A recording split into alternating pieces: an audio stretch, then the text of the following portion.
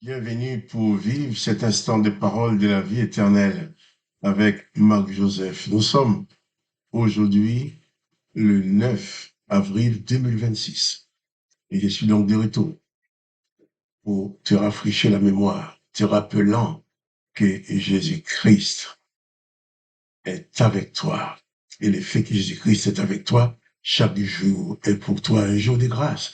Donc ce jour du 9 avril 2026 est pour toi un jour de grâce, un jour de bénédiction, parce que Jésus-Christ, le Seigneur, le Sauveur, est dans ta vie.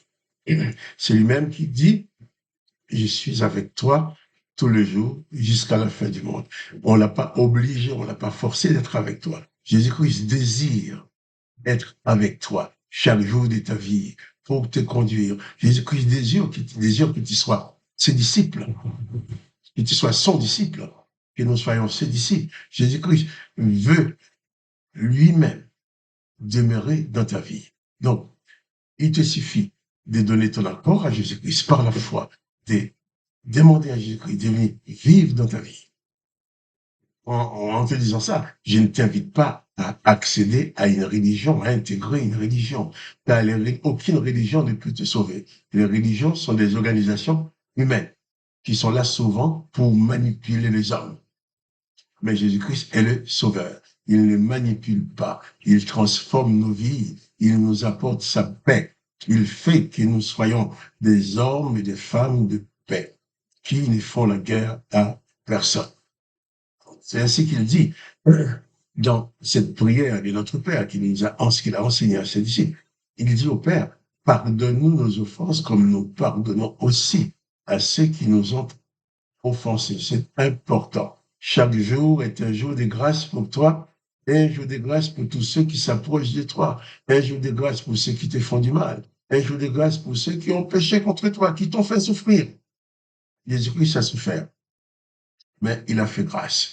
Nous allons continuer de lire ce texte qui parle de la suite de la résurrection de Jésus-Christ. Il est dit que le matin, eh bien, ces deux femmes sont arrivées devant le tombeau. Ils ont vu l'ange qui leur dit que Jésus-Christ est ressuscité.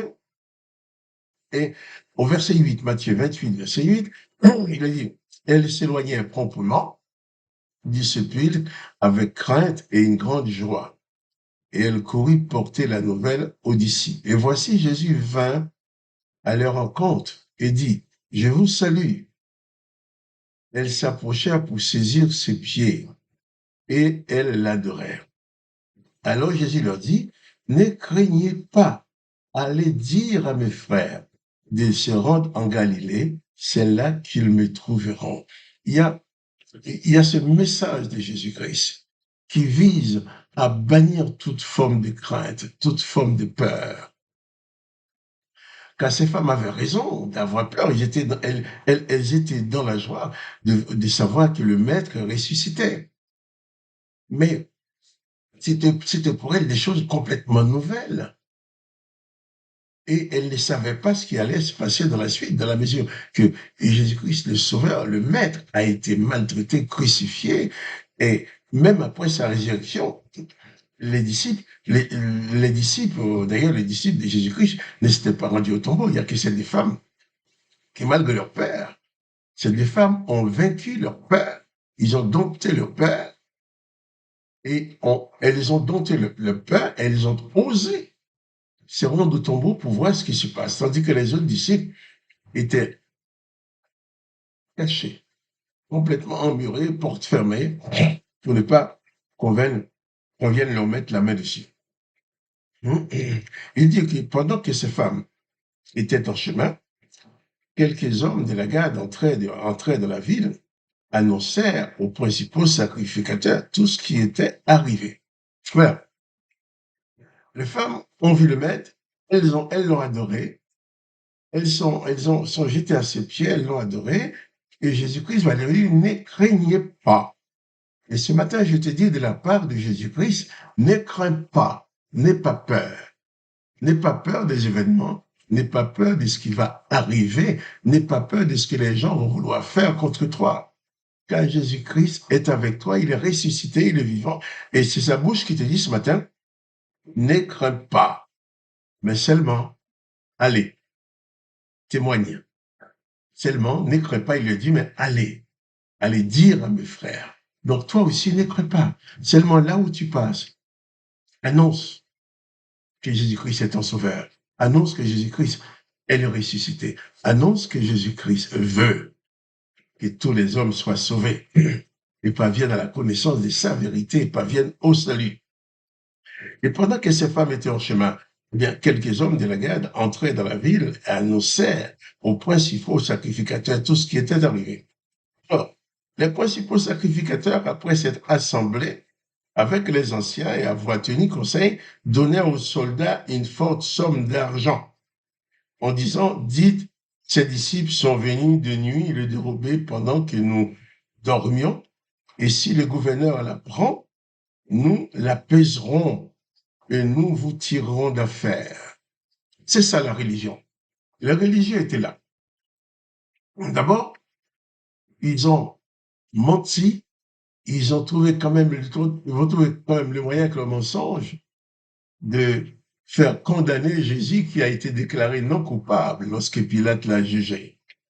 Et ensuite, ils ont dit à Pilate, nous voulons pas qu'il ressuscite parce que ses disciples, il avait dit qu'il allait ressusciter le troisième jour, nous voulons l'empêcher. Alors nous allons mettre des gardes devant la tombe pour que ses disciples ne viennent pas dérober le corps et dire qu'il a ressuscité parce que là, ce serait une grande imposture.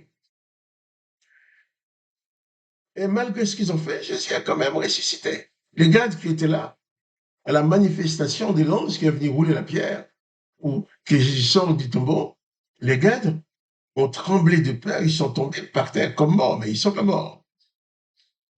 Ils se sont évanouis, disons. Et les femmes qui eux-mêmes cherchaient Jésus vont entendre la voix de l'ange qui dit, ne craignez pas. Je sais que vous cherchez Jésus qui a été crucifié. Et Jésus va venir à leur rencontre pour leur dire, ne craignez pas, mais allez témoigner. Ne te laisse pas paralyser par la peur. Ne te laisse pas paralyser par la peur, par la terreur, par ce que les gens vont penser de toi. Témoigne, parle de Jésus-Christ, parle de ton maître. Si les gens ne sont pas contents de toi, c'est pas grave. Si les gens se moquent de toi, c'est pas grave. Mais parle de Jésus. Il faut bannir la crainte. C'est souvent la crainte qui nous empêche de témoigner. La crainte qui nous empêche de dire aux gens que Jésus-Christ peut leur sauver, de parler du Sauveur. Eh bien, parle du Sauveur. Jésus dit, ne craignez pas, allez dire. Ne craignez pas, dit-il, allez dire. Et maintenant, tandis que Jésus te demande de ne pas peur, de ne pas avoir peur, les sacrificateurs eux-mêmes vont essayer de camoufler la chose. Ils veulent pas que les gens sachent que Jésus a ressuscité. Ils ne veulent pas. Alors ils donnent de l'argent aux soldats pour dire, écoutez, il faut dire que vous êtes endormis, c'est pas une histoire de résurrection, c'est quand même les disciples qui sont venus voler le corps. Et c'est ça la religion. La religion fera tout pour te cacher la vérité. Parce que si tu connais la vérité, la religion ne peut plus dominer ta vie. Si tu connais la vérité, les chefs religieux ne peuvent plus te dominer. Parce que tu connais Jésus-Christ, tu connais la vérité de Jésus-Christ, on ne peut pas te raconter n'importe quoi. Les chefs religieux ne peuvent pas te manipuler pour prendre ton argent. Ils ne peuvent pas te manipuler pour te faire faire leur volonté, pour t'asservir, disons. Bannis la crainte et n'aie pas peur non plus des religieux. Parce que la religion fera tout pour t'empêcher de suivre Christ. La religion va dire qu'il est à Christ, mais la religion poursuit d'autres buts que de t'amener à Jésus-Christ. Telle religion va vouloir avoir le plus grand nombre de personnes. Et plus il y a de personnes, plus ça peut apporter de l'argent. C'est ce que les gens cherchent. D'autres vont chercher à te dominer. Ils ne vont jamais te dire la vérité de Jésus-Christ. Là, les religieux ont payé les soldats pour ne pas dire la vérité. Ils les ont payés pour mentir. Et pourtant, ce sont les religieux. C'est ce qu'on appelle à l'époque les saints hommes d'Israël, de la religion de l'Éternel des armées. Mais si l'Éternel des armées lui-même Ainsi on dit sur les cœurs de Pharaon. Si l'Éternel des armées lui-même ainsi empêché à Pharaon d'obéir pour le punir après, ses serviteurs, ils vont faire pareil. Mais toi, ne les crains pas. Témoigne, parle de ton Sauveur.